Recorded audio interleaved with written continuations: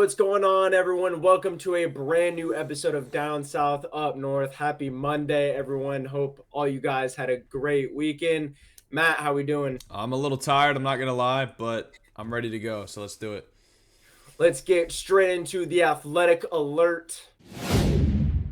Over this weekend, there was a Tom Brady roast. I've been seeing it all over social media. I did catch some clips here and there, and it was absolutely brutal. I mean, it's Tom Brady. You either love the guy or you absolutely hate him. He brought out some famous comedians, Kevin Hart, Andrew Schultz, Nikki Glaser, the roast master himself, Jeff Ross, Kim all these Kardashian. Kardashian was there. Dana White was there roasting Tom. It was awesome. Had his old teammates, Julian Edelman, Gronk, Randy, Bill Belichick, Robert Kraft. He had the whole gang there. And there were some brutal jokes talking about his past relationship with his ex-wife, Kevin Hart. talking about how he's the pretty boy or was the pretty boy of the NFL. It was awesome.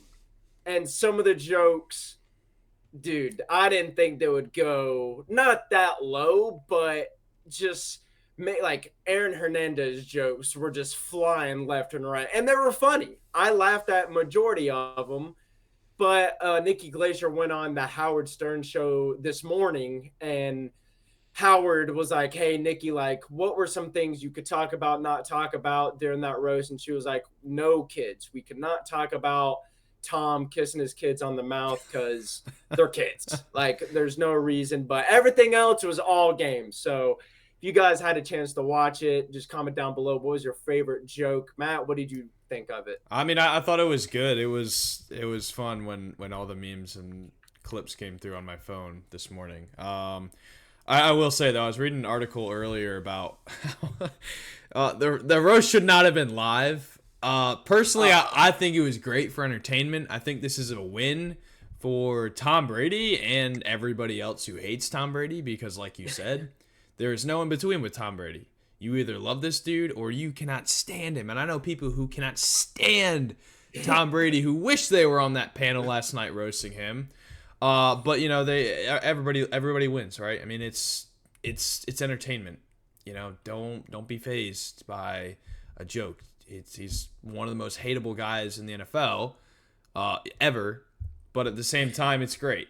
Do I think it should have been chopped up a little bit? Maybe, but as we know, when you're live, you can't really do that. And I think it was bold. I think it was bold on the producers going live with it. I think it was bold on Tom Brady going live, but this is something as definitely an NFL fan, definitely as a football fan, you've been waiting for 20 plus years to watch this.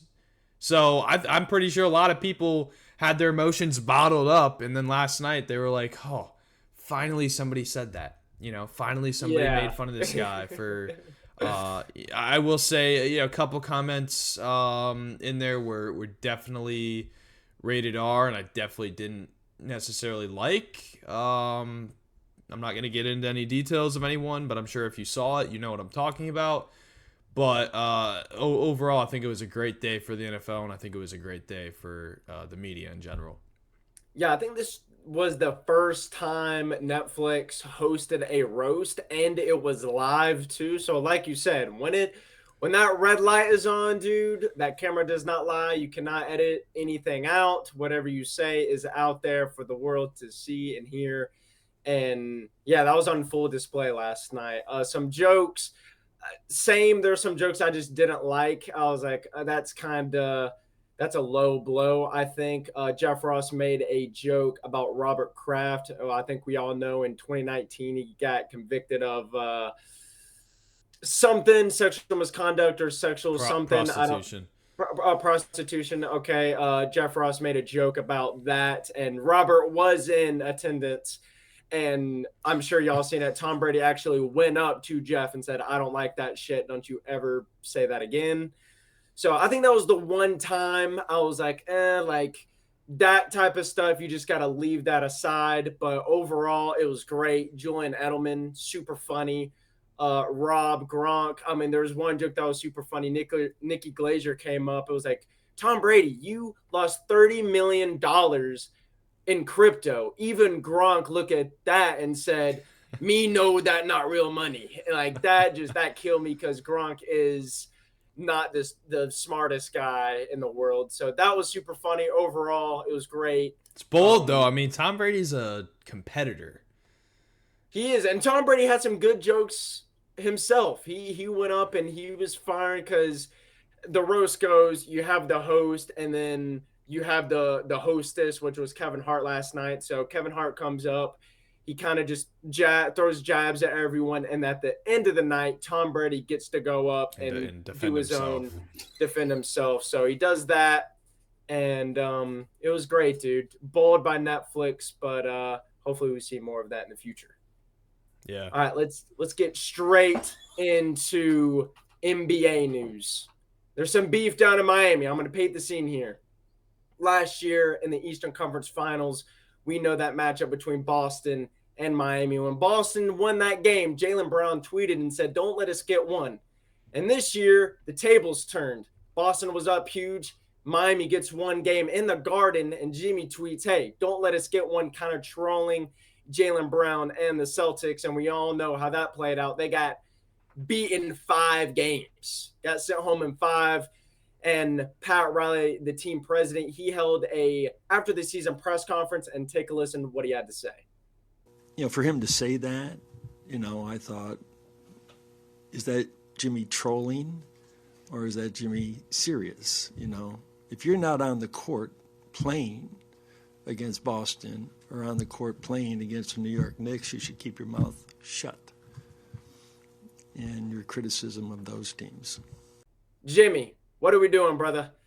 Pat Riley throws shots at Jimmy there. You could see what he said. He said, "I don't know if Jimmy's trolling or he's being serious, but when you don't play on the floor for majority of these series, the Boston series, he didn't play. He didn't play majority of the Knicks series last year. Just keep your fucking mouth shut, pretty much." So, and I agree. Like, if Jimmy's trolling, that's one thing. But, bro, you didn't play one single minute of that series. You didn't play at all. Terry Rozier didn't play. You left that series in the hands of Tyler Hero. And we all know how that played out. So yeah, and that's a team, Bam Adebayo, he has some play in that as well. But, it's they're not the best team without their best player. And that's, I mean, look at the Bucks. When you don't have your best player, it's very difficult to win, and other teams will take that. And Boston being the number 1 seed in the East, they won the most games in the NBA this year. I mean, they're going to do that, and obviously, dating back to last year, they have a little bit of vengeance to recover from. So, Pat Riley, he's a guy who's seen a lot of success in his career. He's kind of getting to the point where it's like, he doesn't really deal with that kind of stuff. And Jimmy Butler is an interesting guy, right? He's 34 years old. He's entering the final year on his contract. He has a player option in 2025 and 2026. But for the most part, it's like, this guy is past his prime. It's he hasn't played for more than 64 games for the Heat. So it's like, that's crazy. He's getting older. He can't stay that healthy for an entire season. But with that all being said, Pat Riley did come out today and he said that he still believes that Jimmy can lead this team to a championship, which I just don't know if he can do it by himself. I mean, 2020 was a peak year. But then again, they also went to the finals last year, but then they get there, but then they get mopped off the floor, man. I mean, who liked that series last year with Denver? I mean, Denver was toying with them. It wasn't a fun series. And then you go back to the Lakers. I mean, the Lakers should have closed out in 5, but it went to 6. Miami's a great team. I love Spo. I love the team. They're a young, talented team. But in terms of winning a championship with a 34-year-old Jimmy Butler, I think they have to get another superstar. I do. And look, I mean, there's a lot of names out there. I've heard Kevin Durant, which he hops teams every, 2 to 3 years. So he's expecting to skip around the league again. Joel Embiid is a name I'm also hearing. Damian Lillard, I think he's a little bit older. So there are a lot of guys, and Miami's a hot spot, man. Like people Who doesn't love want to live going. in Miami? Who Right. doesn't want to live It's a there? great place to live. It's a great market. It's in Florida. I mean, it's a very great place you can live and play. So, look, I don't know. His comments were Jimmy has been a troll for most of his career. Just look at the way he dresses sometimes and plays a character in the media. But overall, I don't know. I mean, it's they have a lot to think about this offseason. Yeah, if you're Miami, you have to do more than just pick up Terry Rozier. You have to do more. I remember last year or in the off season, there was this Twitter account. I don't remember the name, but this guy was a free agent guru. He had the news before all the NBA guys. I can't think of his name off the top of the dome, but he's on his phone like 22 hours. Uh, Shams. Shams, like Yeah. he was beating Shams to all the news. He was beating all these guys, and he was tweeting all the time: "Dame to Miami, Dame to Miami, Dame is going to Miami. They're just trying to figure something out." And then he goes to Milwaukee, but Dame's kind of old, and he's like you said last episode or the episode before that. Dame's just one of those guys where you just can't stay on the floor consistently. You don't need another big man. You have Bam. You need another guard to just help Jimmy. Terry Rozier ain't gonna do it. Tyler Hero. The bubble was. I think they saw what Tyler Hero could do in the bubble, and they're like, "This is our one-two punch moving forward." Tyler Hero is never gonna be that guy he once I think was. he's a good third option, I think he is too. I think but he is too. in terms of stepping up and elevating his level of play, uh, particularly in playoffs and championships when it is literally the best 2 or 4 teams left. I don't think and it's nothing against Tyler Hero. He's a great player, but come on, we're talking about Jamal Murray. We're talking about big time guards that can play basketball at a very high level, and I don't think he's he. I just don't think he has it in him to be like a top 5 guard in the league. I don't think so either. And you pick up Duncan Robinson. I mean, I don't know his contract, but I remember he got a fat contract. Like, I looked at some of the stats. Duncan Robinson didn't do shit. And I like Duncan Robinson. I think he's a great shooter, but he didn't do nothing in that series for Miami. You got to go get a young superstar. You draft that one dude. I mean, I can't think of his name because I'm not a Miami Heat fan, but he was hooping one game in the series, and then you just go silent. Yeah. Hooping, go silent. Go Which like in NBA is good for like those smaller name guys. Hey, if you can give us a game or you can give us 2 games of like really elite basketball, a lot of points or a lot of facilitation or whatever, it's good. But without Jimmy, and look, you don't have your best player.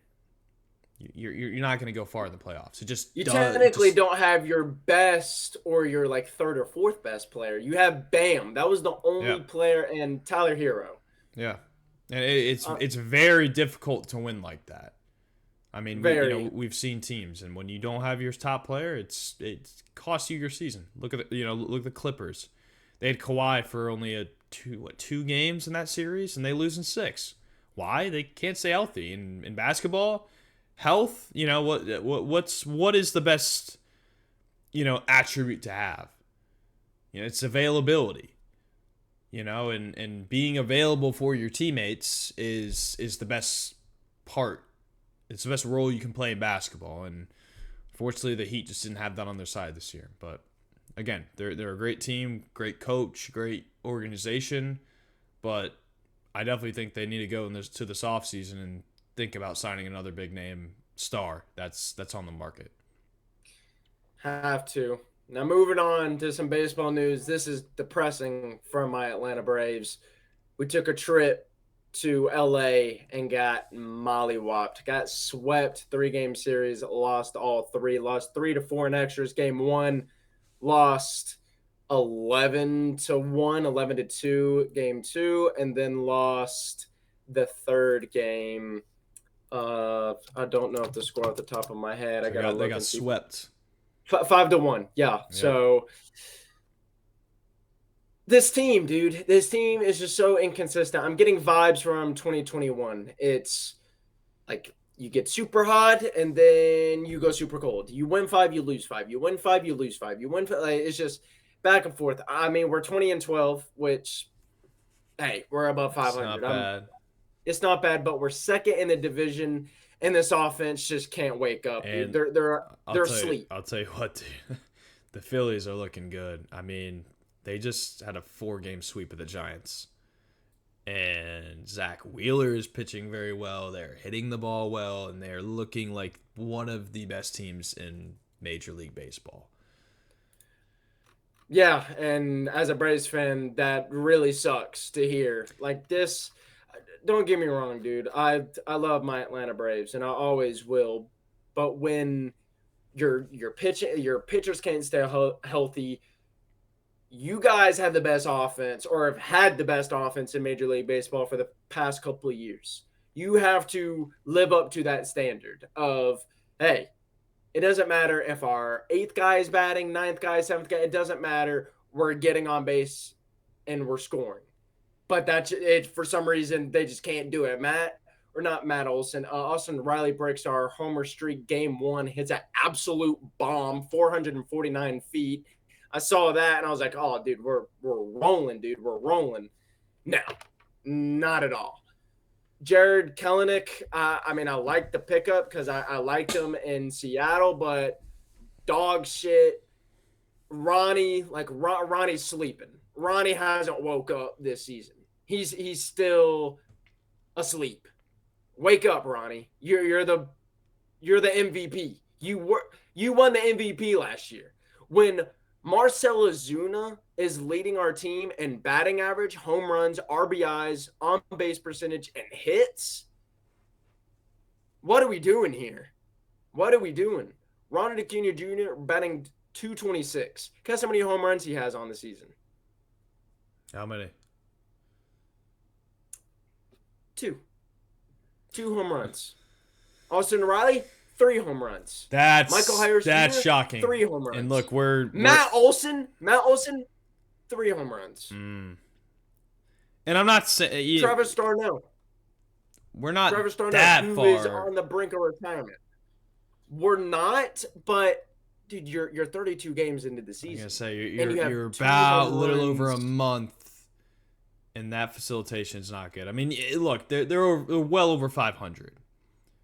But let me tell you, dude, if the Phillies are looking like this, and you know this as a Braves fan, the Phillies have the Braves number.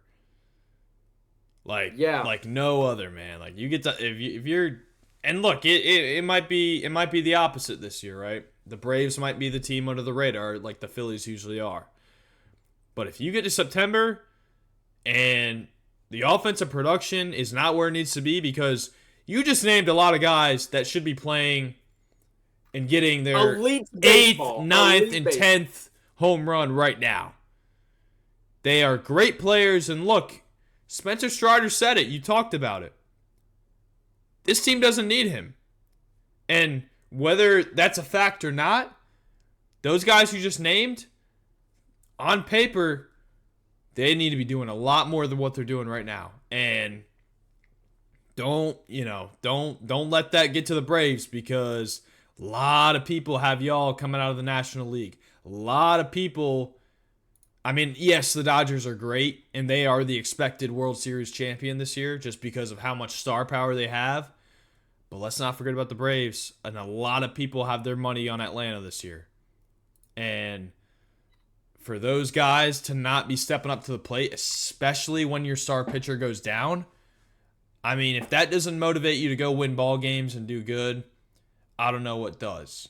With that being said, it's okay because baseball plays a fuck ton of games anyway. You got 120 games left.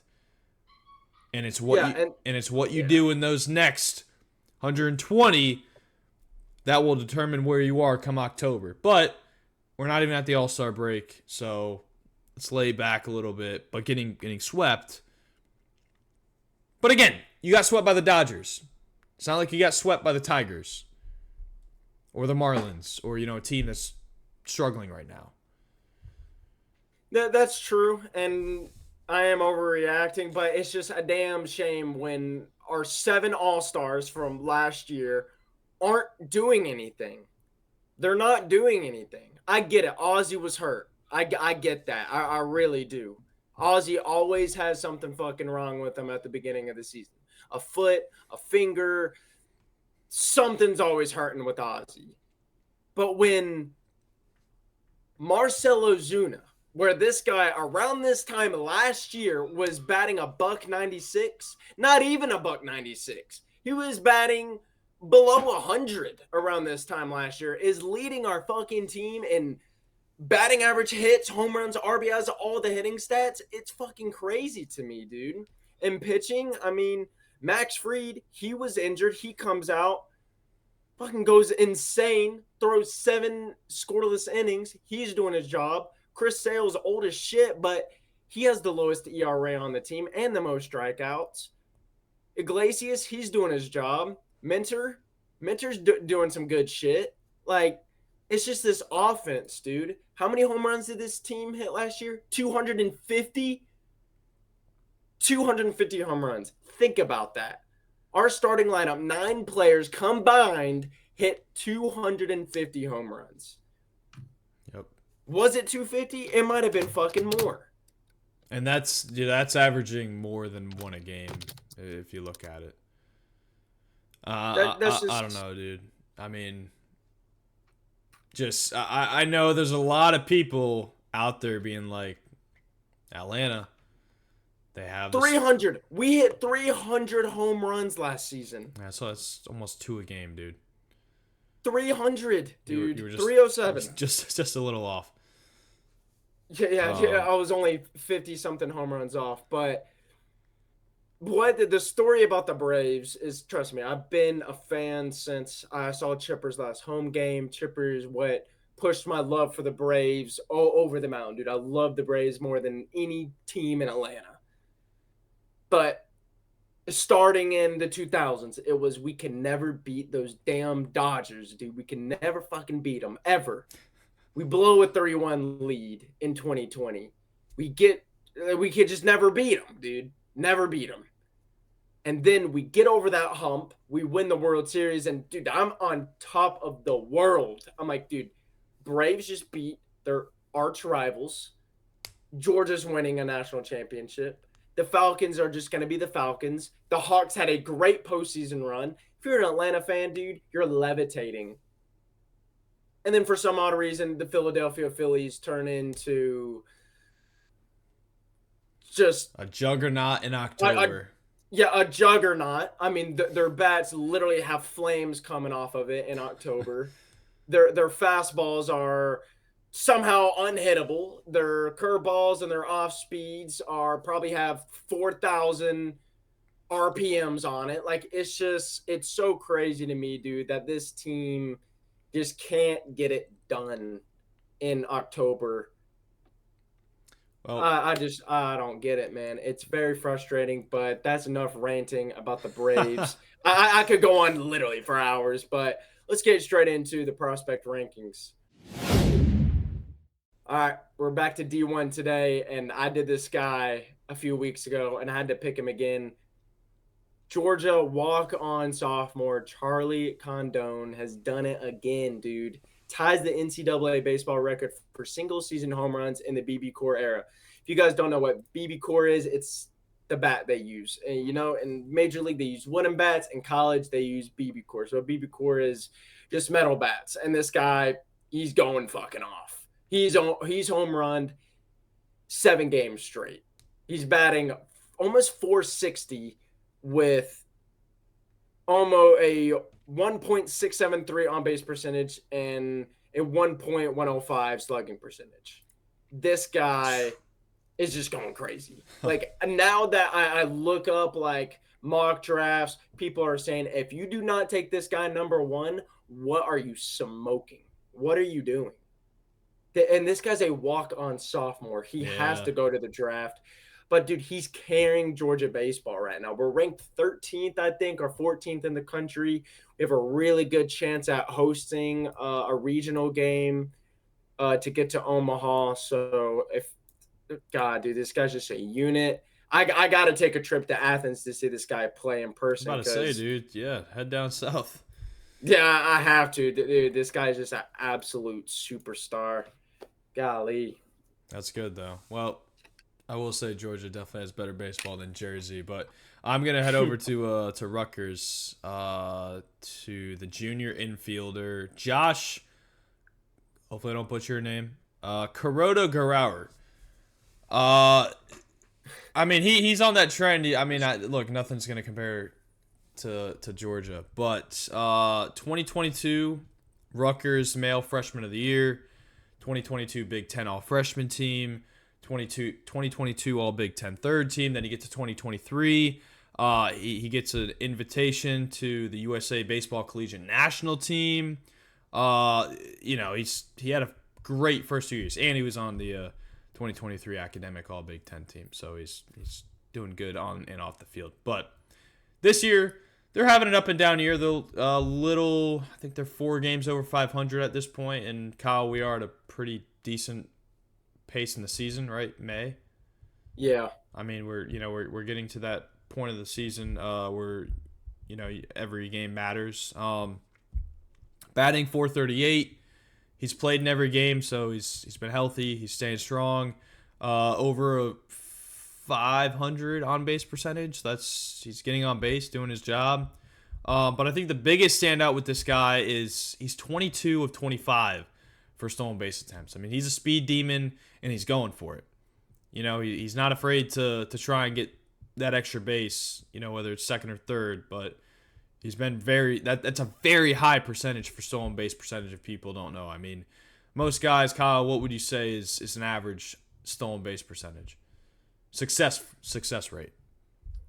Shit, dude. I say anything over 65, 70%, you're pretty damn good. I mean, I was a PO when I played, and we had to do base running drills, and sitting there and just reading, like there's multiple different things you could read a pitcher when they're on the mound, but being able to execute that at a very high level and steal as many bases and have a high success rate, that's a really good tool to have in baseball. So dude, he's having a hell of a year. You said 22 for 25? Yeah, that's just insane.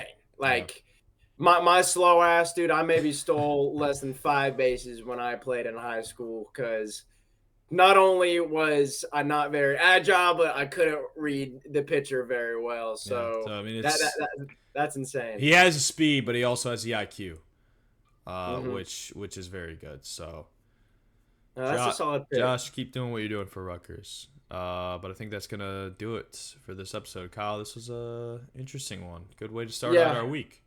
Yeah, it was a very good way to start out our week. Hopefully by Friday, the Braves have swept our next 2 opponents. I hope. But yeah, had a fun episode. Talked about the Brady roast. That was cool. Pat Riley and Jimmy button heads. That's always fun. So solid episode. That's guys, only on Netflix, by the way. Only on Netflix. Only on Tom Brady roast. Yeah, but guys, that's going to do it for today's episode. If you enjoyed it, make sure you like, comment, subscribe. Go show some love to our social media. We're posting clips from the show every day if we can. Pretty good. But yeah, you guys have been killing it on the TikTok and Instagram short. So our Instagram reels and the YouTube short. So we appreciate it. But guys, you got any cool video ideas, just let us know. And we'll see you Wednesday. Peace.